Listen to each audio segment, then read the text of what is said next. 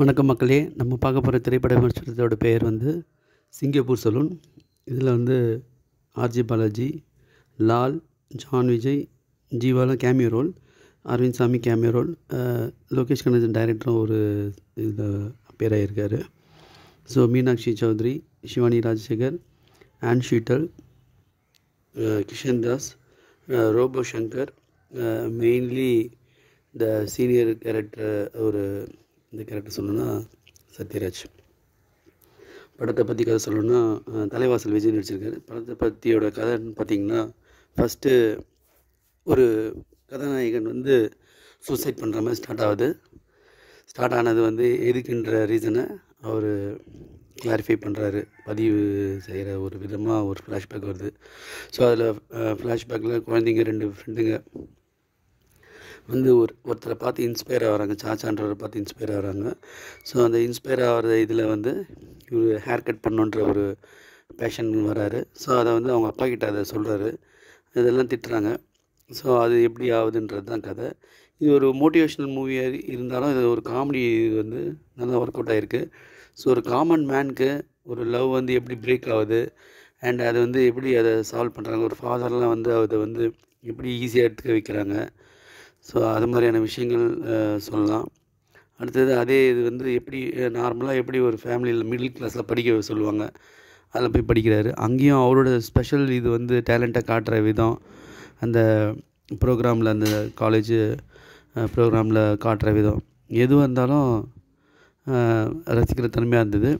RJ பாலாஜியோட spontaneous, இப்போ நீங்கள் எல்கேஜிலாம் பார்த்தீங்கன்னா ஆர்ஜே பாலாஜியோட ஸ்பான்டேனியஸு, அந்த கிண்டல் கேலி அதெல்லாம் இதில் மிஸ்ஸிங் தான் சொல்லணும்.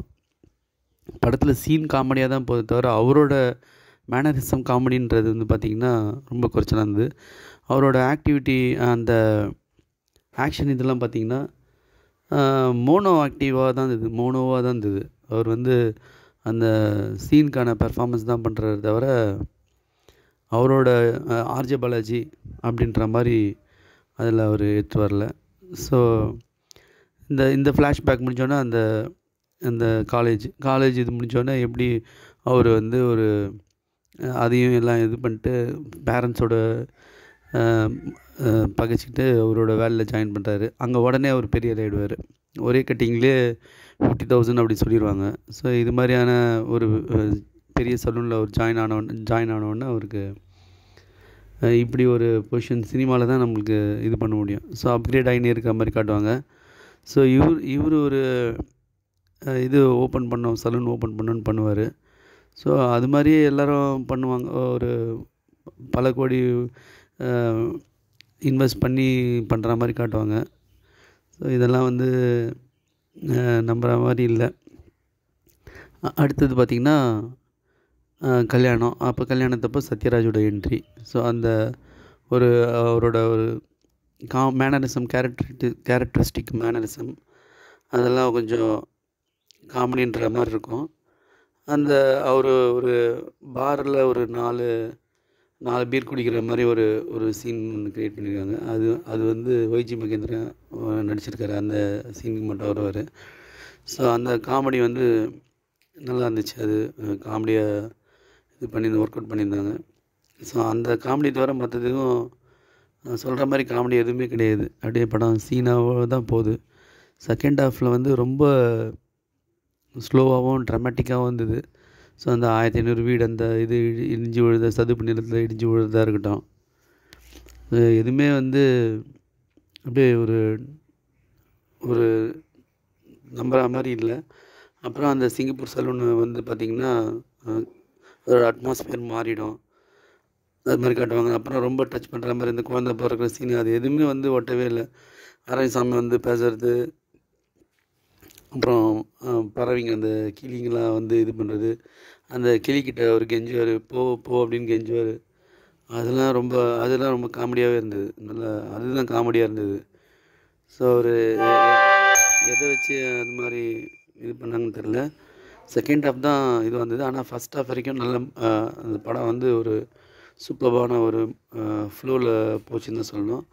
அப்போல்லாம் ஆர்ஜே பாலாஜியோட கேரக்டர் ரொம்ப மெருகேற்றி நல்லா இருந்தது. கோகுலோட ஓவரால் அந்த டைரக்ஷன் வந்து ஃபஸ்ட் ஹாஃபில் ரொம்ப எக்ஸலண்ட்டாக இருந்தது. ஸோ இதற்கு தானே ஆசைப்பட்ட பாலகுமார்னு அந்த காமெடி ஒர்க் அவுட் ஆன மாதிரி சில காமெடிலாம் ஒர்க் அவுட் ஆச்சு. அந்த சத்யராஜ் இதோட காமெடியை தவிர மற்ற எதுவும் காமெடி மாதிரியே ஃபஸ்ட்டு தெரில. ஸோ இது மோட்டிவேஷ்னல் மூவியாக இருக்கிற மாதிரி சொல்கிறதுக்கு வந்து சில இடத்துல தான் நம்புகிற மாதிரி இருக்குது, சில இடத்த நம்பாத மாதிரி இருக்குது. மியூசிக்லாம் ரொம்ப ரெண்டும் அந்த படத்தில் அதுவும் வந்து பார்த்திங்கன்னா அப்படியே ஃபில் அப் த பிளாங்க்ஸ் மாதிரி தான் போச்சு. இதுதான் நம்ம சொல்லணும். விவேக் மெர்வின்றவர் மியூசிக் பண்ணியிருக்காங்க. ஸோ அதெல்லாம் ஃபில் அப் த பிளாங்க்ஸ் போன மாதிரி தான் இருந்துச்சு. ஸோ இந்த படம் வாட்சபிள் தான். தேங்க்யூ.